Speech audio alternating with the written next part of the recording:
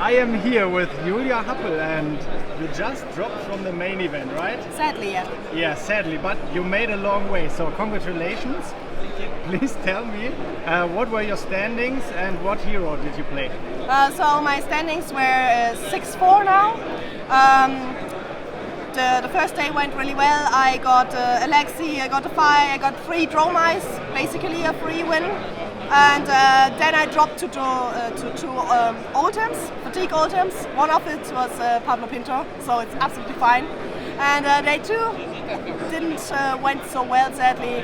I lost to an Azalea, and with each had 1 life left, and the second one I lost against the Briar. So it happens. Alright, so now you're out of the main event, but you did a really amazing thing besides the main event, right? Maybe we show it here. So you actually got the giant card. Yeah, there's only 1 of each. So there are all the Marvel codexes, 1 of each, and I needed to get the frailty. So I ran around and tried to get ticks from literally everywhere, and I made it. So now I have to find out how to travel home with this. I'm sure you'll find a way, but it will be a challenge. Okay, so coming back to your main hero that you played, Viserai, tell me a little bit more about your connection to Viserai. So for how long do you play him, and why did you choose to play him here at the Calling in Antwerp? So I started the game with the Livia Blitz deck, and I like the aggressive thing. I like the I basically kick you in the face as hard as I can thing that Livia does. Went over to Reiner, and then I found out in constructed Reiner is really not good, not versatile, not strong enough. So I tested a little bit other heroes, and then pretty soon, like 3 weeks after I started the game for the first time, I went on Viserai. And this was first love, absolutely. It's a great hero. He can kick you hard in the face, like really, really hard. He can pressure you. He can go absolutely defensive. Actually, I love the Sonata Skeletor thing with the I block you out as long as I can and just channel the rune chance, and then I make 1 major turn. But I also like the really aggressive version. He's so versatile. It's like, for me, the best deck there is. You can go really wide with it, you can go really defensive, you can pivot in the games, whatever you need right now. Versatility is best thing. Alright, and why do you think Viserai didn't make it to the top tables yet then? There are 2 things. First is we have like a 10% matchup into an ultim, especially fatigue ultim. If it's an aggro ultim, it's fine, we can raise them. It's a little bit hard, but it's better than the fatigue matchup. The fatigue matchup basically kills us. It's a really, really hard matchup, and there are a lot of fatigue ultims up there. So this is the thing, and the other thing is you have to have a lot of luck with the pairings, with your matchups. You have a lot of luck that you don't break, because it's still Runeblade. If you don't break, he's very rewarding, but there's still the possibility that you have 1, 2, 3 off turns or underwhelming turns, and then in the rest of the field is aggressive, so they come back at you and you lose tempo. Yeah. So you have to have a lot of luck. You can't run into any ultims, and you have to make extremely good decisions. You have to be extremely careful with your decisions, and it's not an easy deck to play. It's pretty much on the like 4 or 5 from the difficulty, I think. Alright, and now I mean we have on the horizon a new set that maybe brings new shadow cards and also new Runeblade cards. So what are your hopes for the next set? Oh yeah, Vincent, definitely yes. Vincent. We just saw the artwork, and this the 1 promo card that was spoiled. So we have like 7 breakpoint. We all love 7 breakpoints, and we have this really great new keyword. I think it was a Runegate, I think.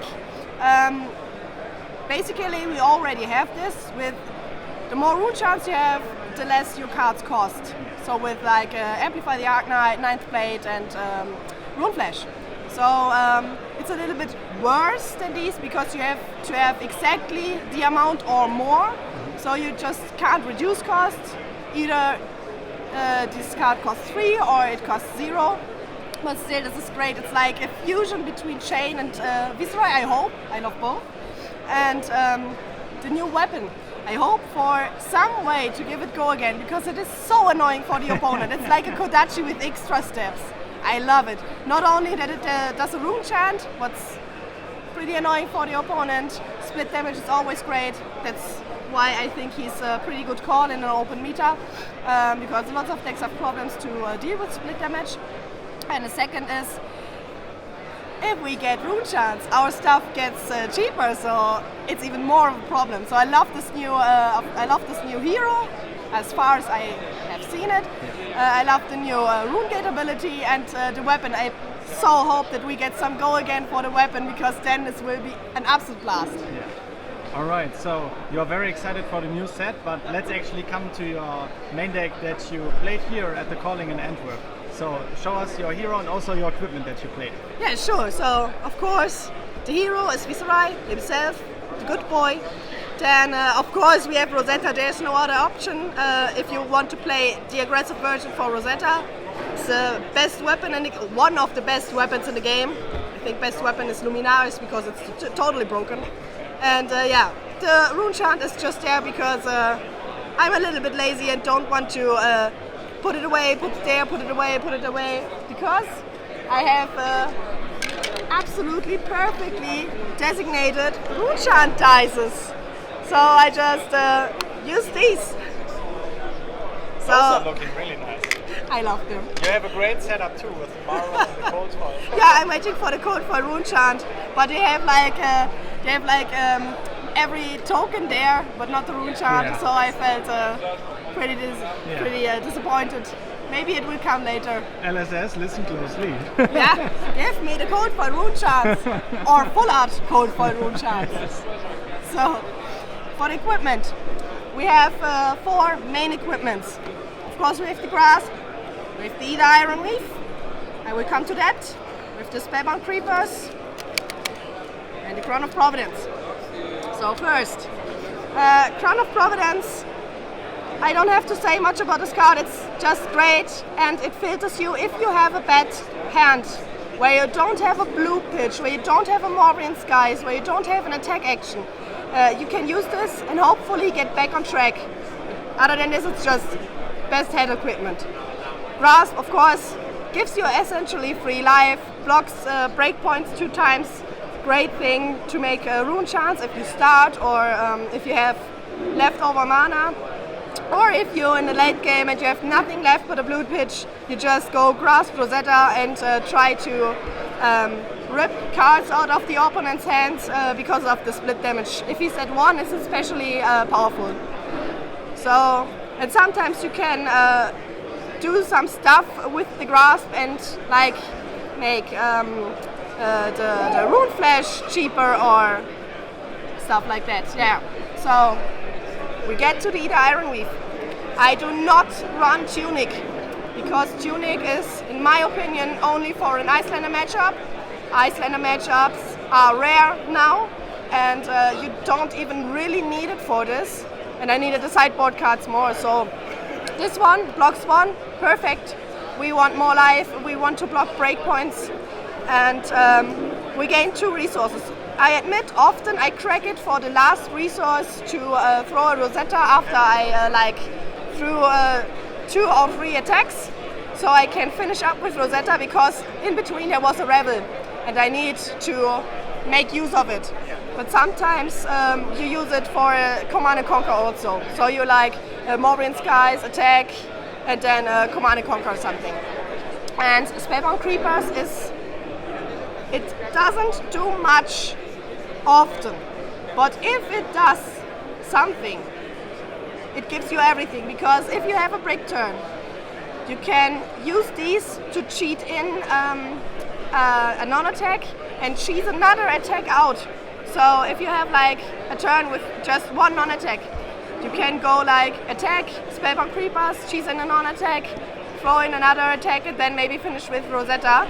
So out of a turn 4, attack 4, you get like a completely white turn. And you can do it up to 2 times. And sometimes Spellbound Creepers, if your opponent does not have any arcane barrier, and he's like 1 or 2, and he comes in for the finishing blow. You block with an attack action, pitch into Spellbound Creepers, and finish him, hopefully, with a Sonata as instant speed. So I won like 2 games in my career with this, but it still did something. So you really need them as Viserai. I think Briar is fine without, but Viserai is absolutely dependent on this, because one bad hand can cost you the game, and these two essentially try to mitigate the bad hands a little bit. Okay. So these are your main equipments, and then you have also for the sideboard some extras. Exactly. So we have 2 arcane barrier. Here it is. 2 arcane barrier mainly against the Kano, because we have to rush the Kano, but still, if we don't have a cane barrier, he will just blow us up.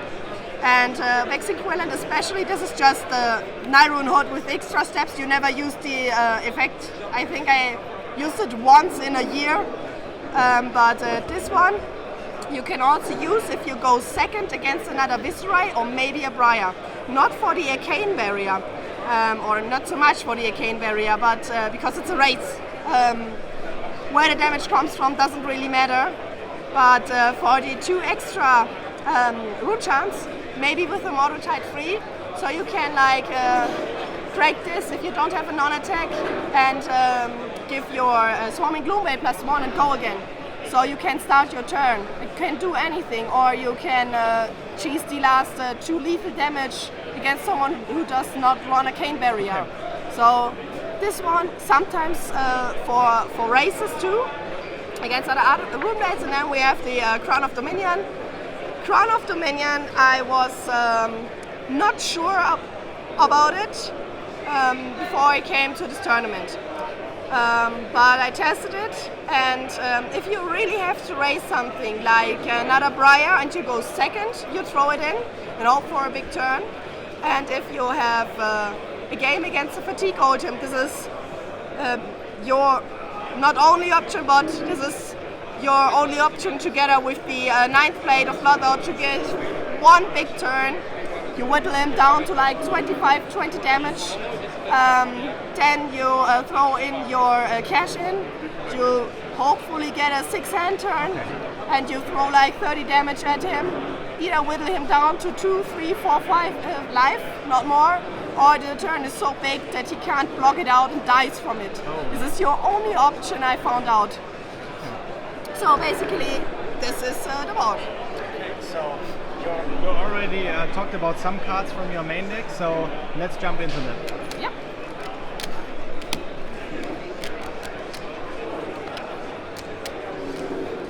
So, for the main deck, I start with the attack actions, because the main deck is it's very well balanced between blues, between reds, and between attacks and non-attacks. The balance is extremely important. So I will start with the attacks, as you see, 50-50, wonderful. I will start just with the attacks. So for the attacks is, of course, we have the red shreds, of course 3. I mean, it's a 2 for 7. It has a breakpoint at 7. This is annoying as hell, and together with the Mourian Skies, it's just hard to block, especially for the aggressive matchups. So, of course, we have the 3 shields. Then next up, I will just look for the other big one. We have the Spellblade Assault. Spellblade Assault is essentially worth 7 for 2, because it attacks for 2, it gives you 2 rune chance, and when you play it, and you have played a non-attack, what you usually do, you get another one from Viserai. So the Shrill is worth 8 for 2, the Spellblade Assault is worth 7 for 2, and it enables an easy 0 for 5 Rune Flash after it. So this is like one of the little combos you have there. You play Morbin Skies, pitch blue, Spellblade Assault, Rune Flash for 0 then because you have 3 rune chance, and then finish with Rosetta. These turns are pretty consistent, and because there's so much arcane damage and so much breakpoint, sometimes with on-hit physical damage, it's hard to block this, and you have a really hard time to block efficiently. So this is one of the small combos I have there. I have more 0 for 5 cards especially. So 0 for 5 because of Viserai's ability to give you a rune chant when you play a rune blade card is extremely good. So we have the rune flashes, and here I call them big attacks because they're all the 2 attacks. You have another big one, it's the Deathly Do It. Deathly Do It is in here because if you pitch an attack action to play it, it's basically a yellow shrill. It comes in for 6. And if you play a non-attack, if you pitch a non-attack for it, it makes 2 rune chants. So it's essentially 3 more Spellblade Assaults. So why wouldn't you play this? You like this card, this is a copy of it, we want it. And if you have a really bad turn with like only reds, you pitch like a non-attack and an attack into the Deathly Do It, attack for 6, create 2 rune chants, arsenal, and hope for the best. But it's still worth 8 and a card in arsenal, so it's an underwhelming turn, but it's not a really bad turn. So you still present something and you still take something with you to the next turn.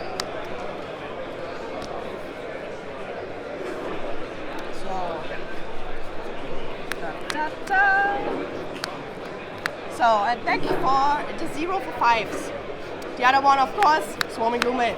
I don't have to tell you something about it, Swarming Gloomhail, great. But the biggest thing I love about Swarming Gloomhail is if you play like Morbid Tide or Morbid Skies, especially Red Morbid Skies, throw in the Swarming Gloomhail, it comes in for 3, go again. And if the opponent does not block for 4, you pitch into your Spellbound Creepers, you cheat in a Revel after the block, before the hit, you gain a rune chance, Swarming Gloomhail sees that, goes up to 4 over the block, hits the opponent for 3 rune chance from the Morbid Skies, and the on-hit that the opponent cannot prevent arcane damage. So you have like 5, 6, 9 arcane damage lying there with the Rosetta. It's going up to 11 that are unblockable. I love this game, I love this play. Most people know this and overblock for 1. Some people don't, and they get punished severely. So, of course, Swarming Gloomhail, absolutely versatile card. Other thing you can do with this one is if you only have a Rattlebones and a blue pitch, you go Rattlebones, Swarming Gloomhail, Rosetta. Is still for 2 cards an 8 damage turn. Is with split damage pretty fine. If you don't have anything better or you have to block, pretty solid play.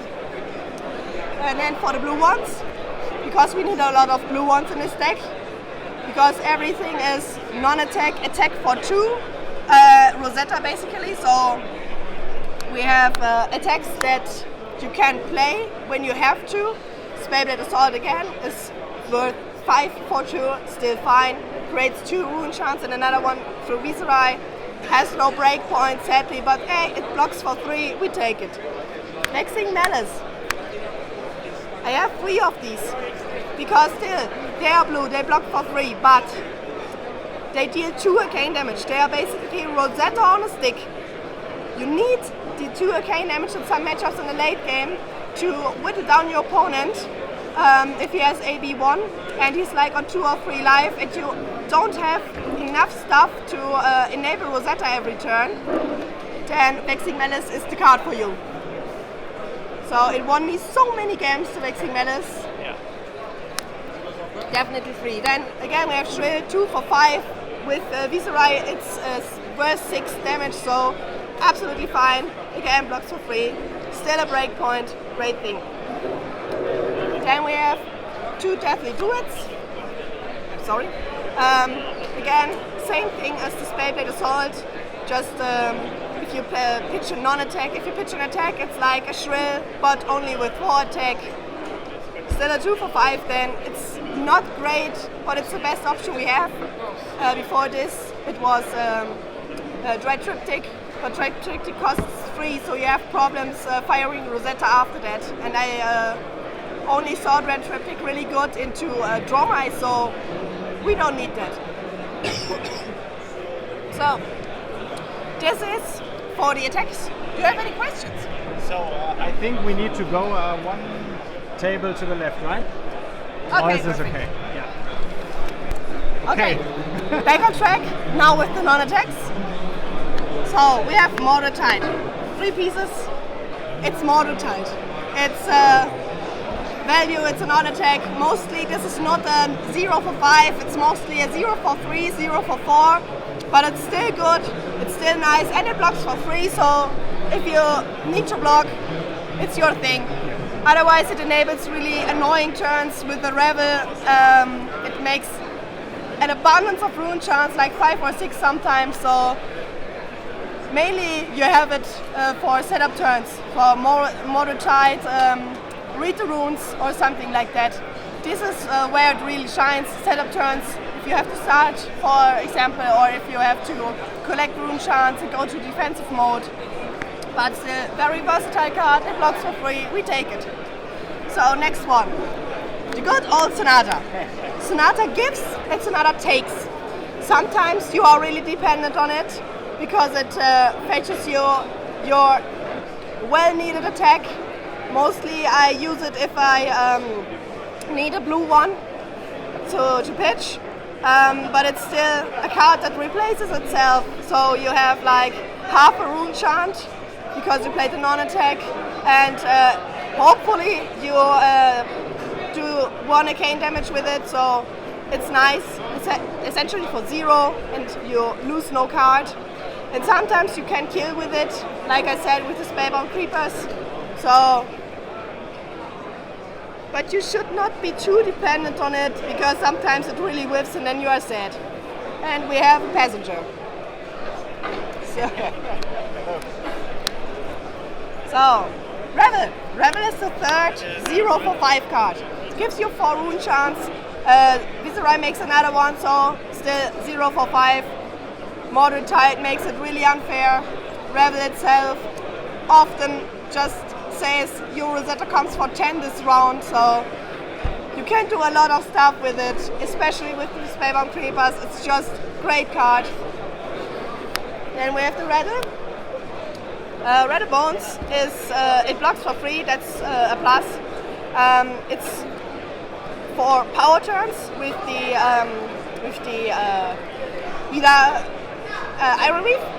So if you have like your non-attack, your attack, a blue pitch, and a Rattle Bones, then you go non-attack, attack, crack the Iron Reef for the Rattle Bones, fetch either a Rune Flash or a Swarming Gloomway out of the graveyard, play it, 5 extra damage, and then you can finish off with the Rosetta. Or if you have like only 2 cards left in hand, the Rattle Bones and the blue pitch, like I said, you still present 8 damage to your opponent with only 2 cards, so absolutely fine. Great card. Often in the late game you're dependent on it. Not really hard, but it helps a lot with the late game. So, of course, we have 9 Morbrian Skies. No questions there. Morbrian Skies, you need all the 9. And on top of that, I also have 3 Lethal Charger blue because all of our big attacks cost 2. It is a blue pitch. It gives it go again. Sadly it has no on-hit of course, but we need a lot of go again. This is essential. So we have 12 go again cards essentially.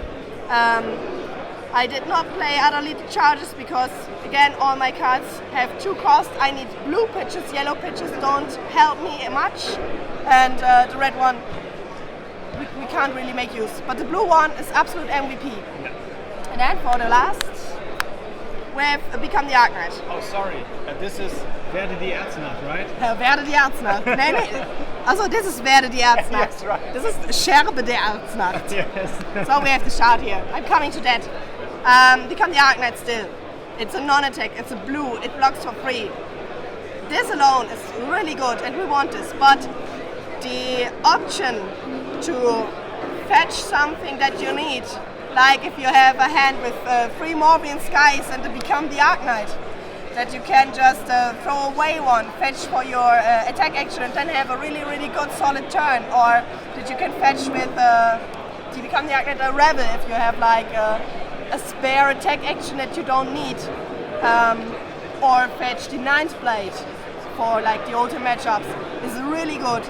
Become the Arc Knight. If you go first, you have this. You have 1 read runes in your deck if you go first. So you find this. Essentially, it's the read runes, and you have like easy 4 rune chance in your first turn.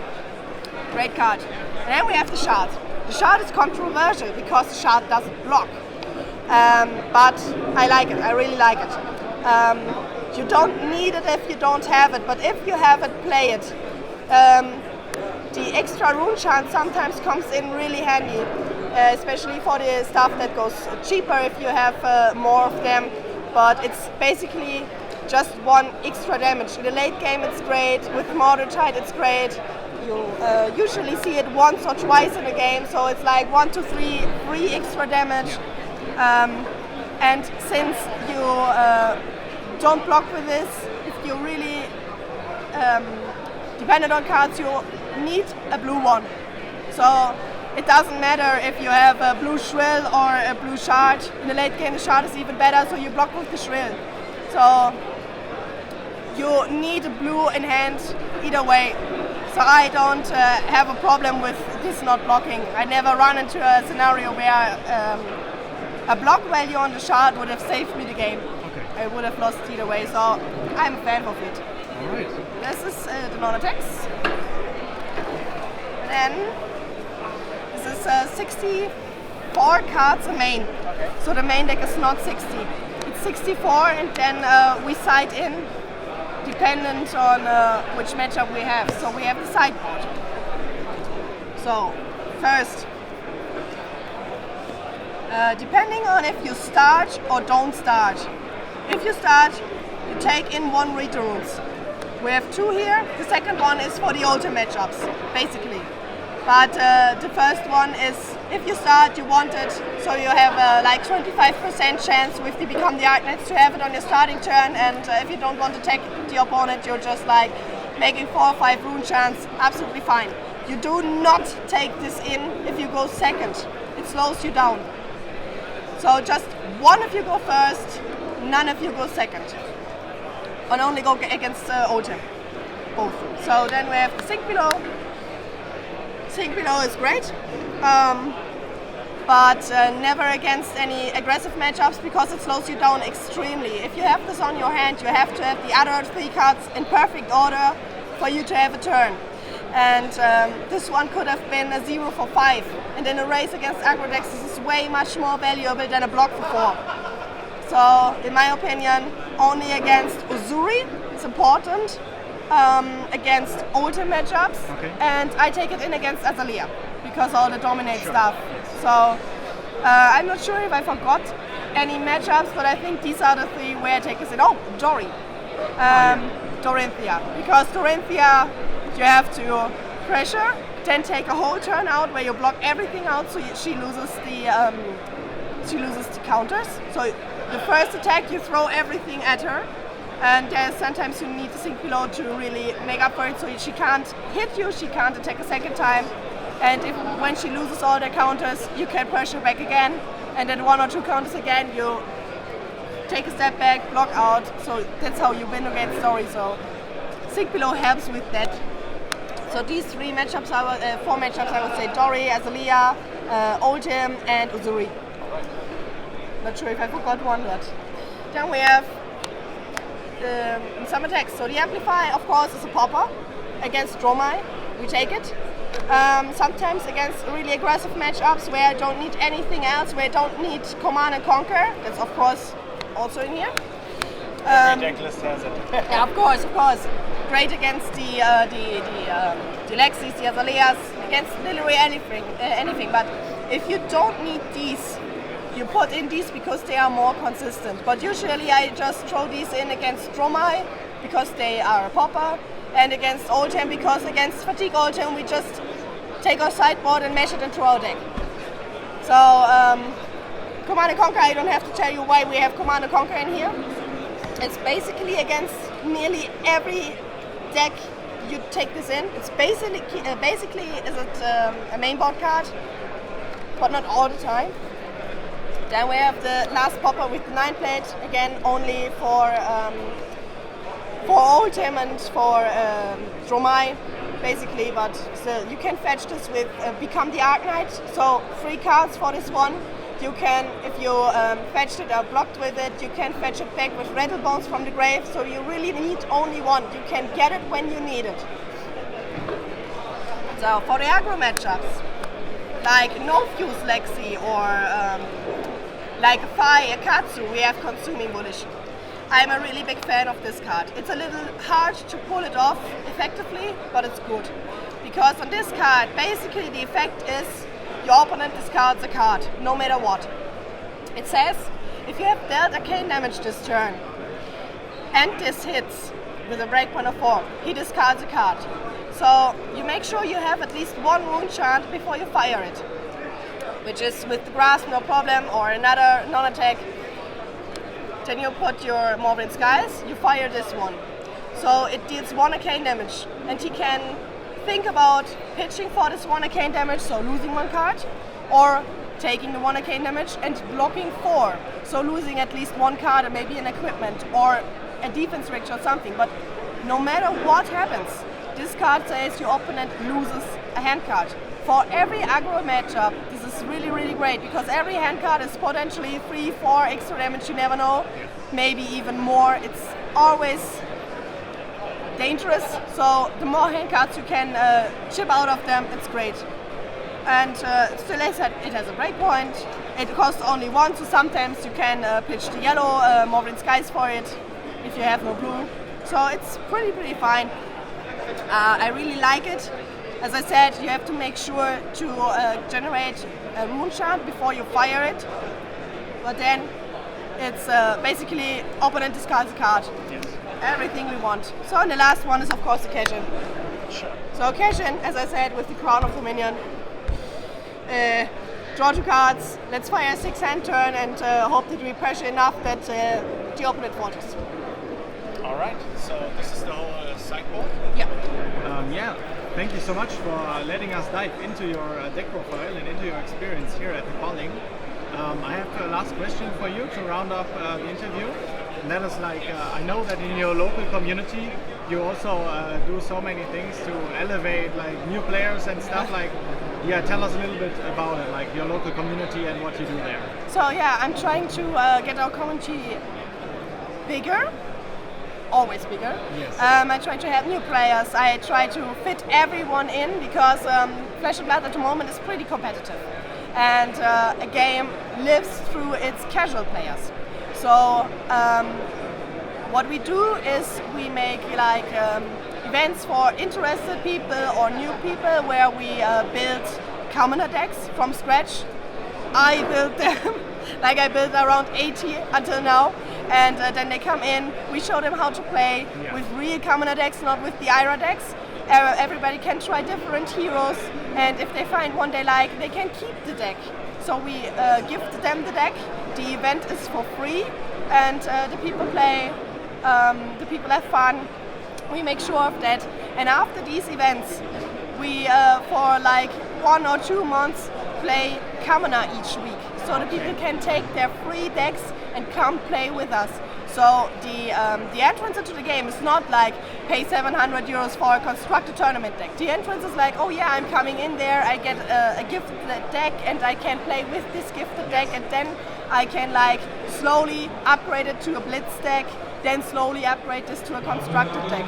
So we try to find a spot for everyone. I do coming up tournaments, I do blitz tournaments, we do of course CC, we do limited sealed draft, sometimes wanky stuff like Shapeshifter for the people that love this. And also we are trying to enable commoner format, casual format like UPF, but we have one in our community, is Blue. He invented like a PvE format where you raid with 4 people against 1 boss, and the boss is really hard. I still have nightmares about his Dorinthia. PTSD. So you don't play against each other like in UPF or the Commander. You play as a team against a boss, and this is another experience, and this is really good. And I hope that LSS will make something like this in the future. It was announced, but I hope this is good. So I hope to get more casual players that love to play with each other instead of against each other. Yes. So I'm working on all fronts right now. Yes. Amazing. Like I'm so proud of you making it also to day 2 and of your just a performance today.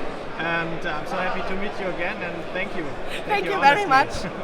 Do you want to shout out anyone at the end? Yeah, sure. First of all, of course, my community, because I can't test without them, I can't play without them. So I'm really happy for every one of them. And yeah, I love you guys. Please keep me.